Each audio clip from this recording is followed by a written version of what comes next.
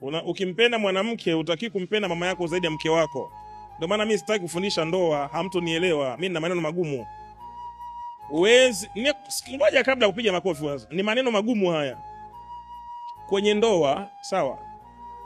Kwenye ndoa unatakiwa umweke mke wako hapa, umweke na mama yako hapa. Ukiambiwa mchague wa kuondoka naye, unatakiwa umchague mke, umwache mama. Uwezi sasa hivi si unamchukia yule mwanamke? Uwezi. Sijasema sasa hivi. Ndio maana mimi sitaki kugusa mambo ya ndoa kwa sababu hamtonielewa. Anasema utamwacha baba yako na mama yako. Baba yako na mama yako. Niambia hamna wewe. Mama yangu ni mwache mimi kwa sababu ya huyu mwanamke. Huyu mwanamke mwenye tamaa. Hatuzungumzii tamaa.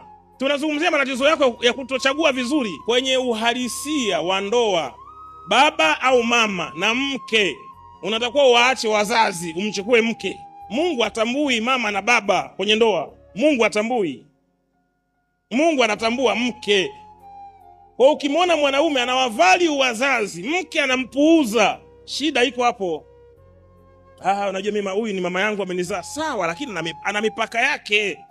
Apendwe mama, apendwe baba na mipaka yake. Huyu ni mke, haguswi.